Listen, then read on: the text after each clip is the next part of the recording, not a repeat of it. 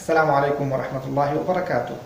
سيداتي سادتي أصدقائي، أهلا وسهلا بكم في الحلقة الثالثة من سلسلة حلقات الأردن للعرب. في هذه الحلقة سنتابع ما بدأنا به في الحلقة الماضية من التعرف على أسلوب المتكلم في اللغة الأردية، ولكن قبل أن نبدأ هذه الحلقة لا بد لنا أن نتكلم عن عدة أشياء، وخاصة في أننا في هذه الحلقة سنتكلم عن أسلوب الجمع، أسلوب المتكلم الجمع. نحن، هم. في البداية سنتحدث عن الكلمات التي يكثر استخدامها في اللغة الأردية كله، أو أنها ككلمات شائعة جدا، يمكن أن تستخدم في بداية الجملة أو في نهاية الجملة، أو يمكن أن تستخدم حتى للنداء أو غير ذلك، وتستخدم في أماكن كثيرة، وبعضها قد مر معنا سابقا ولكن لم نتطرق إلى استخدامها الشائع جدا، مثل كلمة تيك هي، تيك هي، تيكي، تيكي. أنت عندما تشرح أي فكرة تسأل المستمع تيكي، أي هل هذا جيد؟ هل فهمت؟ هل ماشي الحال؟ الأمور تمام؟ تيكي، تيكي. وهناك كلمة أخرى تستخدم في نفس المعنى وهي كلمة أتشا، ونحن قلنا أن أتشا تعني جميل، ولكن هنا قد تقول أتشا، أتشا معناها حقا، هل هذا حسن؟ أتشا عندما أخبرك خبرا غريبا، أو عندما أخبرك خبرا جميلا تقول أتشا، أتشا أي أنه خبر جيد، بمعنى طيب، بمعنى نحن نفس استخدام كلمة طيب في اللغة العربية، قد تكون بمعنى طيب جيد، قد تكون بمعنى طيب للتهديد، وكذلك تقول في الأردو أتشا، أتشا يعني انتظرني، كأنك تهدد، أو قد تقول أتشا بمعنى عن جد. وهناك كلمة أخرى تستخدم كلمة باتسنو، باتسنو، بات هو الكلام، باتسنو، سنو معناها اسمع، اسمع الكلام، ولكن هي تستخدم كلفت انتباه، كأسلوب نداء، إذا كان واحد يمشي وتقول له باتسنو أي اسمعني، أو أنك تناديه، أو أنك تلفت انتباهه لشيء ما. إذا أردت أن تبدأ كلاما تقول باتسنو، طيب اسمعني، يعني مثل هكذا. تستخدم كثيرا. إذن الكلمة الأولى هي تيكي، أتشا، باتسنو. والكلمة الرابعة التي أريد أن أتحدث عنها وهي كلمة مهمة جدا هي كلمة والا، والا، والا. والا في اللغة الأردية للمذكر هي نفس كلمة ذو في اللغة العربية، ذو، ذي، ذا، وهي التي تعني صاحب، من ذاك ذو إن صحبة أبانا، مثل الذو التي هي من الأسماء الخمسة، ذو. ومؤنثها ذات، نقول في الأردو والي، منها تنتهي بألف، هي كلمة هندية، والا صاحب، والي صاحبك. وقد تأتي بمعنى واحد، تقول مثلا دكان والا، دكان والا صاحب الدكان، شيرت والا صاحب القميص، كتاب والا صاحب الكتاب، أو كتاب والي مثل بلال شيرت والي صاحبة الرداء الأحمر، أو قد تقول أي شيء، سكول والي صاحبة المدرسة، والي، أو ذات بمعنى ذو أو ذات هكذا. وقد تأتي بمعنى شيء واحد، تقول كون سوالا أيهم، كون سوالا أي واحد هكذا. فهذه الكلمات تستخدم كثيرا وستمر معنا كثيرا، وستكون ردائف كثيرة لأشياء كثيرة، لذلك أحببت أن أتطرق إليها في بداية هذا الدرس. كما أنني في البداية أريد أن أبدأ معكم بالتعرف على الأرقام، الأرقام من 1 إلى 10 على الأقل، حتى يمكننا أن نستخدمها في أسلوب الجمع الذي سنتعلمه بعد قليل. الأرقام من 1 إلى 10 سأعدها أمامكم، ركزوا معي، وهي ظاهرة خلفنا على السبورة للتذكير، وهي ستظهر أمامكم الآن على الشاشة أيضا، فركزوا معي حتى أعدها أمامكم بسرعة لنبدأ درسنا. إيك، إيك، دو، دو، تين، تين، چار، چار، پانچ، پانچ، چھ، چھ، سات، سات، آٹھ، آٹھ، نو، نو، 10، 10، 1، 2 3 4 5 6 7 8 9 10 1 2 3 4 5 6 7 8 9 10.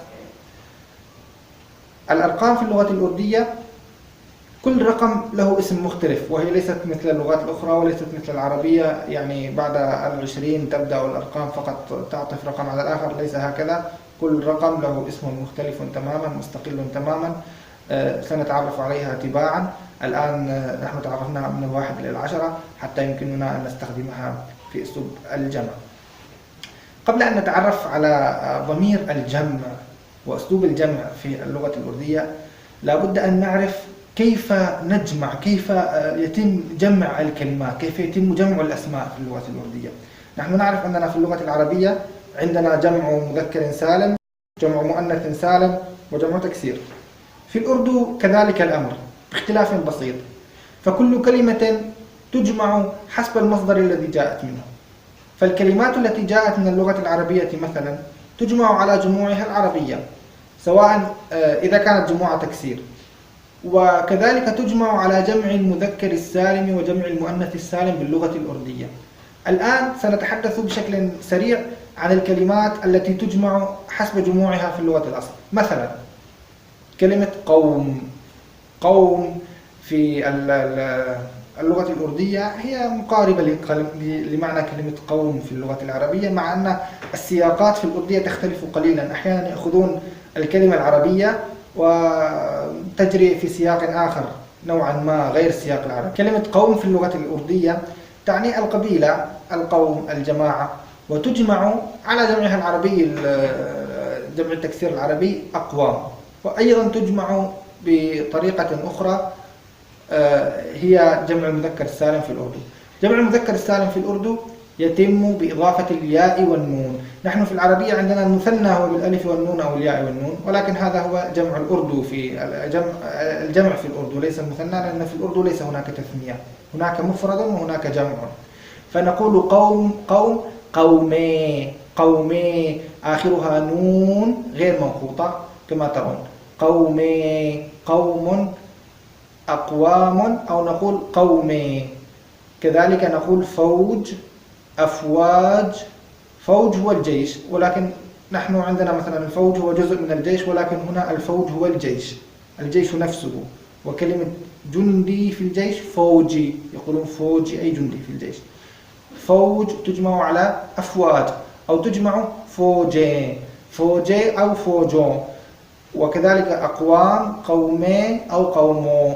وفوجو وقومو لها استخدام آخر سنتعرف عليه لاحقا، لا نريد أن ندخل في التشعبات منذ البداية. أما الكلمات المشتقة من اللغة الهندية، نحن تطرقنا في الدرس السابق إلى القاعدة الذهبية، قلنا أنها قاعدة التذكير والتأنيث. الكلمات المشتقة من اللغة الهندية ونعرفها بأن آخرها يكون ألف أو ياء، فإذا كانت ألفا فهي مذكر، وإذا كانت ياء فهي مؤنث. هذه كيف تجمع؟ هذه تجمع بالمذكر منها يجمع جمعا قياسيا بقلب الألف إلى ألف ممالة، الألف التي بين الألف والياء، وهي A هكذا، A تكتب ياء ممدودة تحت الكلمة هكذا كما يظهر معنا على الشاشة. فنجمع مثلا كلمة لركا مؤنثها لركي، نجمعه لركا على لركي، لركي. هذا هو الجمع العام. هناك جمع خاص إذا كان يتبعه حرف جر، سندرس حالاته لاحقا، لن ندخل في تفاصيله الآن. يكون الجمع لركو. الجمع القياسي هو لركي. إذا سئلت ما هو جمع لركا تكون لركي. إذا أردنا أن نتحدث عن أنفسنا كجمع فلا نقول نحن لركا، لا نقول نحن شاب واحد، نقول نحن شباب. هم لركيه، هم لركيه، نحن شباب، هم لركيه. میں لڑکا ہوں، هم لڑکے. ومثلا لو أخذنا كلمة مهينة، مهينة، أريد أن أنبه إلى شيء، أن في اللغة الأردية هناك عادة إملائية، أن الألف التي تحدثنا عنها في الكلمات المأخوذة من الهندية أحيانا تكتب هاء، هذه عادة إملائية، مثل كلمة بتشا كما شاهدناها سابقا، وكلمة مهينة، مهينة هو الشهر أي الشهر، إيك مهينة كما تعلمنا منذ قليل أن كلمة إيك واحد، إيك مهينة، إيك مهينة شهر ما، هنا إيك أداة تنكير هنا تأتي ولا تأتي أداة، لأن الأردو تحتاج أداة تنكير ولا تحتاج أداة تعريف، وهذا سنتعرف عليه في درس النكرة والمعرفة. فنقول إيك مهينة ونجمعه على دو مهينة شهران، تين مهينة، ونمد الياء إلى الأسفل، هذه الياء الممالة بين الألف والياء، الألف الممالة مهينة، ونجمع لركة على لركة، ونجمع تشوتا الصغير على تشوتي، ونجمع برا الكبير على بري، ونجمع والا التي تكلمنا عنها منذ قليل، نقول والا أي صاحب، ذو دكان والا صاحب الدكان، نجمعه على دكان والي أصحاب الدكان، دكان والي. وكذلك والي تجمع هنا والي أيضا، ولها جمع آخر هو والو، وهذا الجمع والو له حالة خاصة إذا كان بعده حرف جر. إذا والا تجمع والي ووالو، ولركا تجمع لركي لركو، مهينة مهينة مهينو. وكذلك غنتا مثلا، غنتا هي الساعة، تجمع غنتي غنتو، घंटे घंटों। नमाज के लिए एक घंटा है। बाकी للصلاة नमाज के लिए للصلاة के लिए نحن نعرفها في عنوان هذا الدرس، اسمه عرب के लिए أي للعرب. के लिए هي حرف اللام في حرف الجر اللام. للصلاة بقي للصلاة नमाज के लिए एक घंटा है، تبقى ساعة.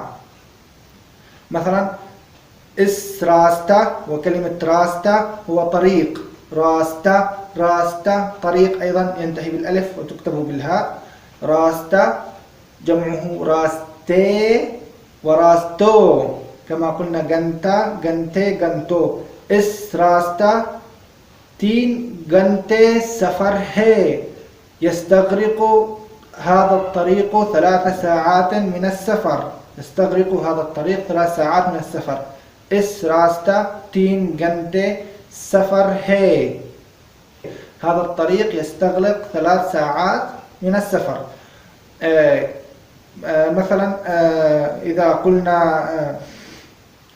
هناك أمثلة أخرى، لو أخذنا مثلا محطة نقول تانا، تانا تستخدم محطة شرطة، مثلا مخفر يقولون بوليس تانا، أو تستخدم محطة بنزين مثلا بترول تانا، أو تستخدم محطة قطار ريلوي تانا، يقول جمعها محطات تاني، تاني أو تانو، تاني أو تانو. لنأخذ أمثلة، مثلا قلنا مهينة هو الشهر، فنقول سال 12 مهينة है، साल 12 महीने है. السنة 12 شهرا مهينة. وحالة مهينو سندرسها لاحقا، فيمكننا أن نتكلم بسرعة نلخص ما تكلمناه. الجمع إذا كانت الصفة هندية يكون جمعا قياسيا ينتهي نقلب الألف إلى ألف ممالة، فوالا نجمعها على والي، ومهينة نجمعها على مهينة، وغنتا نجمعها على غنتي، وراستا الذي هو الطريق نجمعه على راستي، ونجمع مادا مثلا هي أنثى. هناك في الأردو الذكر والأنثى نر ومادا، مادا هي الأنثى نجمعها على مادة. مثلا دوبتا، دوبتا هو الشال الذي تضعه المرأة على أكتافها وتضعه على رأسها، هو نوع من أنواع الحجاب شائع في الهند اسمه دوبتا، يكون شالا كبيرا نجمعه على دوبتة، دوبتة. ومثلا هذه أمثلة سريعة. ولها جمع آخر، هذه الجموع لها جمع آخر هو بإضافة الواو والنون. مثلا لركا نجمعها على لركو، ومهينة نجمعها على مهينو، راستا راستو. هذه الجموع تكون إذا وقعت هذه الجموع في محل جر بحرف الجر. هذه لها حالة خاصة سندرسها لاحقا. هذا هو الجزء الأول من الدرس. أما الجزء الثاني فسنتحدث عن ضمير المتكلم الجمع، وأظنه صار واضحا، هو نفس ضمير المتكلم المفرد مي هو. نقول هم هي، هم هي، هم لड़के है، हम 4 أفراد है، نحن 4 رجال. हम 4 أفراد है، 4 أفراد، نحن 4 رجال، 4 أفراد كما نقول في العربية. हम है، हम है، نفس أسلوب मैं हूँ، لكن هنا हम है. हम अरब है، हम मुसलमान हैं، हम पाकिस्तानी हैं، हम مثلا एशियन है, نحن من آسيا. हम मिडिल ईस्टर्न है, हम دكتورو है, دكتورو هذا جمع مذكر سالم يجمع دكتور على دكتورو. हम أساتذة है, हम नमाज पढ़ने वाले हैं, نحن المصلون. हम नमाज पढ़ने वाले हैं, हम रोज़ा है, نحن صائمون. إذا مثلا سألك أحد ما دعاك إلى الغداء وتقول له نحن صائمين، تقول हम रोज़े हैं, हम रोज़े. मैं लड़का हूँ, हम लड़के हैं. मैं उस्ताद हूँ, हम أساتذة है يا نون غير منقوطة. في الدرس القادم سنتعرف على ضمير الملكية للضمير المتكلم المفرد وللضمير المتكلم الجمع. وإلى أن نلقاكم في الدرس القادم، أتمنى لكم أطيب الأمنيات، وأتمنى أن تكونوا بخير. السلام عليكم ورحمة الله وبركاته.